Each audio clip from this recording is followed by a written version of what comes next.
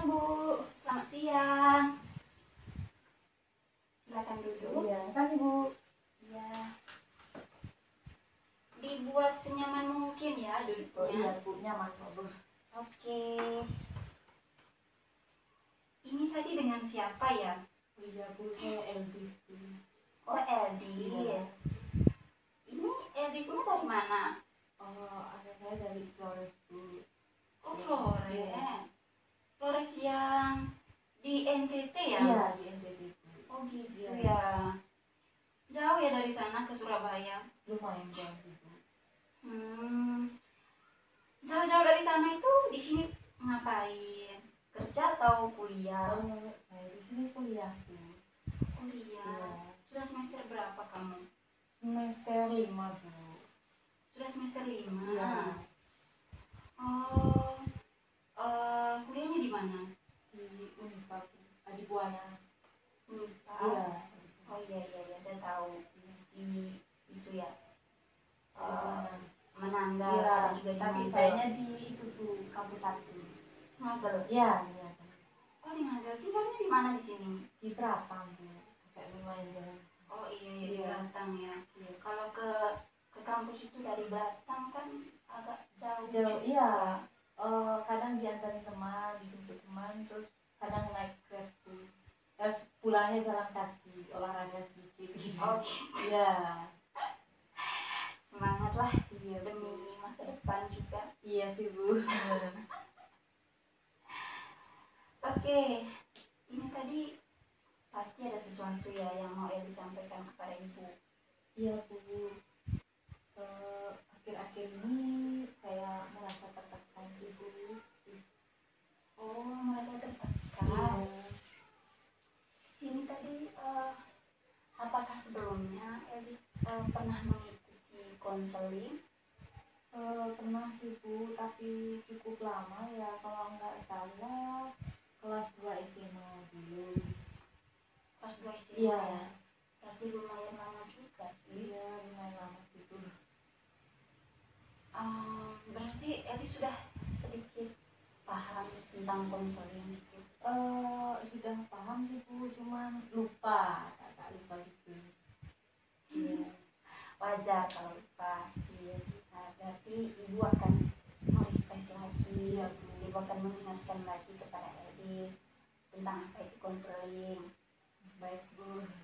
Jadi begini, konseling itu proses bantuan yang diberikan oleh seorang yang profesional kepada suatu individu yang sedang mengalami suatu masalah. Jadi orang yang profesional itu dinamakan konselor, sedangkan individu yang sedang mengalami masalah itu dinamakan konseling. Jadi di sini Elis itu sebagai konseling, saya itu sebagai konselor, dengan tujuan bahwa apa yang menjadi masalah dari Elis di sini nanti bisa ditemukan jalan keluarnya. Itu ya, Bu. Iya. Berarti di sini itu posisi saya di sini sebagai konseli, terus posisi Ibu sebagai konselor. Iya. Ya sih, Bu, paham. Cuma kan masih ada rasa-rasa takut gitu ya, Bu. Takutnya kenapa? Takutnya kalau misalkan masalah saya sudah ceritakan ke Ibu itu kan tahu oleh semua orang itu, Bu. Oke, Ibu mengerti kok apa yang kamu pikirkan atau apa yang perlu kamu takutkan. Makanya di sini Ibu akan menjelaskan asas-asas dalam kegiatan konseling ini, dalam proses konseling kita ini. Sebenarnya ada banyak asas sih, ada banyak asas tuh. Tapi yang kita gunakan di sini hanya 3 asas tuh. Tadi asas pertama itu berkaitan dengan apa yang Elis takutkan tadi, yaitu ada asas kerahasiaan. Jadi asas kerahasiaan itu asas di mana seorang konselor bisa menjaga apapun yang menjadi masalah atau apapun yang diceritakan oleh Elis di sini. Jadi intinya segala sesuatu yang kita bahas di sini, orang lain atau tidak ada pihak ketiga, pihak di luar yang akan tahu. Jadi kerahasiaannya itu terjamin. dijamin gitu Ya. syukurlah Jadi, kalau gitu. Jadi Elis gak perlu takut, Iya Bu, apalagi ragu. kayak lega gitu loh Iya. dengarnya. Terus ada juga asas keterbukaan. Itu seperti apa ya Bu? Asas keterbukaan itu dimana di sini Elis harus menceritakan apapun yang menjadi permasalahannya Elis itu kepada ibu secara jujur gitu. Terbuka gitu ya kepada Ya. Terus ada asas kesukarelaan.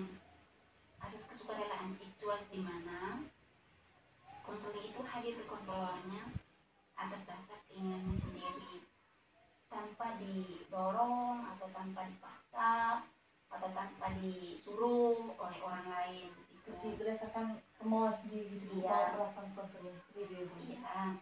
Berarti gue nanya kesini tadi, apakah karena ada yang mendorong Elis atau ada yang menyuruh Elis gitu? Pengen aja sih Bu, dari kemauan sendiri ya, pengen konseling gitu. Oke, kalau gitu. Sejauh ini, apakah Elis sudah paham tentang apa yang Ibu jelaskan kepada Elis? Sudah paham gitu. Oke, sudah paham ya. Ya. Karena sudah paham, Ibu akan menjelaskan tentang, karena kegiatan konseling kita ini ada batasan waktunya juga. Waktunya berapa menitan aja Bu?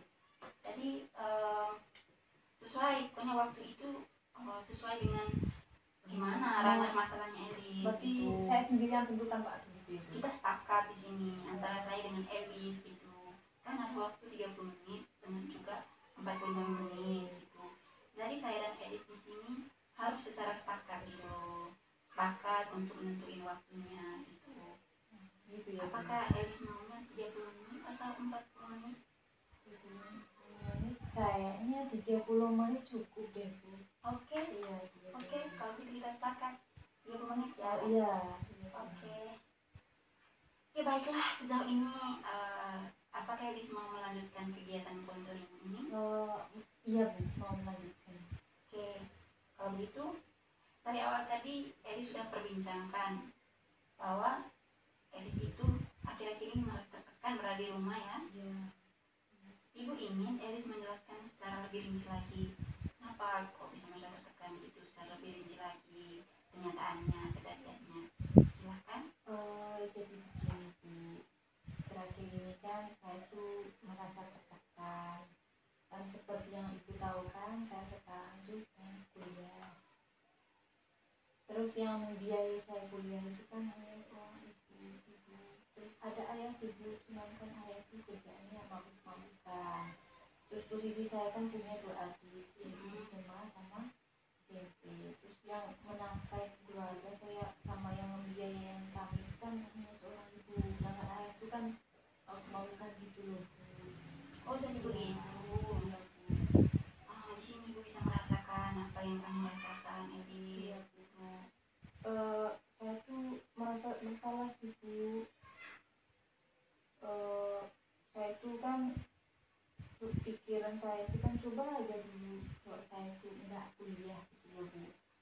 Maksudnya kan biar ibu kan nggak susah-susah kayak gini gitu.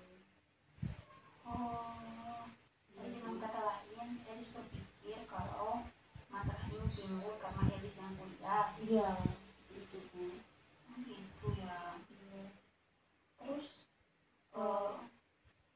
saya pengen berhenti sih Bu dari kuliah saya biar nanti Kenapa bisa ingin berhenti kuliah? ngebantuin ibu gitu, membiayai sama adik-adik saya tuh. Oh begitu. Iya. Jadi Elis merasa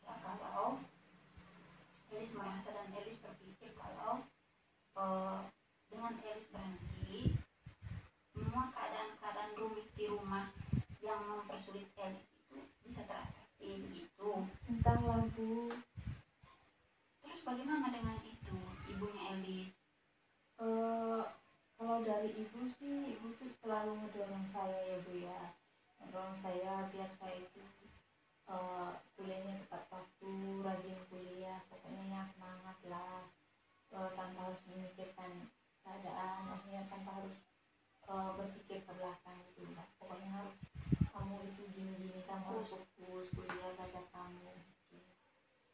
semangat gitu lah Bu pokoknya. Nah,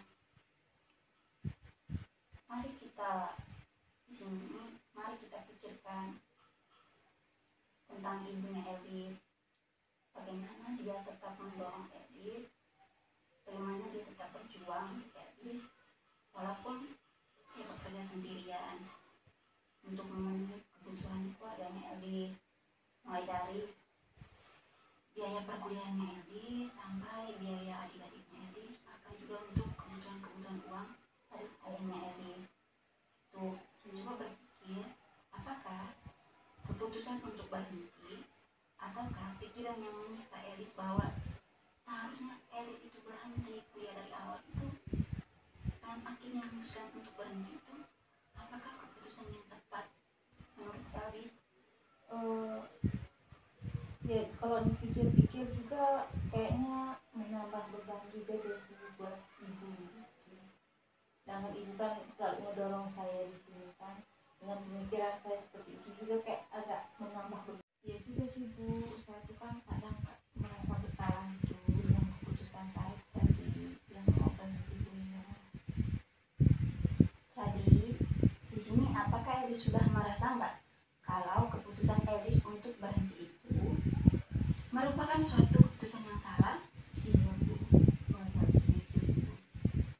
Oke, di sini ibu ingin kita Elis memikirkan bagaimana sebagai seorang ibu, ibunya Elis itu berjuang mati-matian, tidak memperdulikan rasa lelahnya, tidak hiraukan rasa capeknya, tidak berpikir tentang semua beban-bebannya, hanya demi memenuhi kebutuhannya Elis sebagai seorang mahasiswa. Begitupun dengan adik-adiknya Elis, begitupun terhadap ayahnya Elis yang katanya Elis itu tidak bisa diandalkan lagi. Apa yang ingin menjadi tujuan Elis sekarang? Atau apakah yang ingin Elis terjadi sekarang dalam kehidupannya Elis, baik sekarang ini maupun masa depannya Elis? Kalau yang saya inginkan itu membahagiakan orang tua sih Bu, terutama ibu kan. Dengan cara ya saya tuh harus sukses kuliahnya, rajin belajar.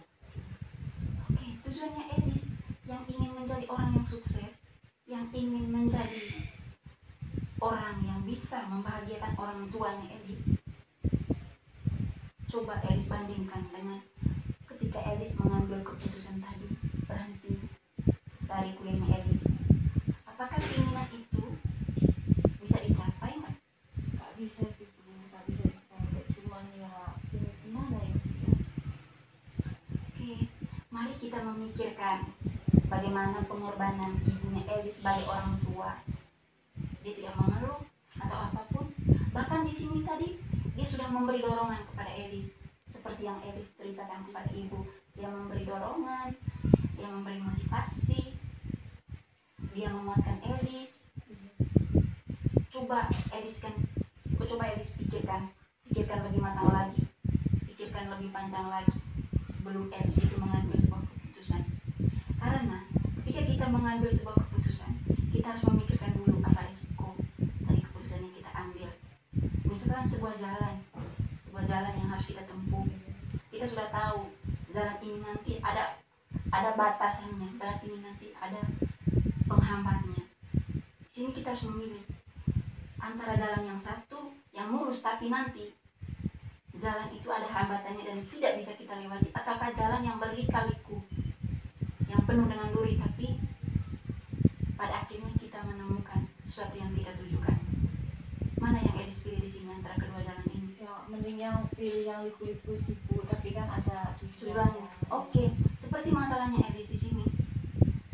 Sebagaimanapun Elis merasa tersiksa, merasa nggak tega sama ibunya Elis, itu sudah wajar karena di sini Elis itu sebagai seorang anak, sedangkan ibunya sebagai seorang ibu. Ikatan anak dengan seorang ibu itu sangatlah kuat dan tidak bisa dipisahkan. Nggak normal kalau Elis itu nggak merasa nggak tega sama ibu, itu normal, itu wajar. Karena di sini Elis itu sebagai seorang anak, apalagi melihat ibunya bekerja sendirian. Tapi pikirkan bagaimana niat tulus ibunya Elis untuk menyekolahkan Elis, untuk membuat Elis menjadi orang yang berguna, yang sukses. Pikirkan hal itu dan alihkan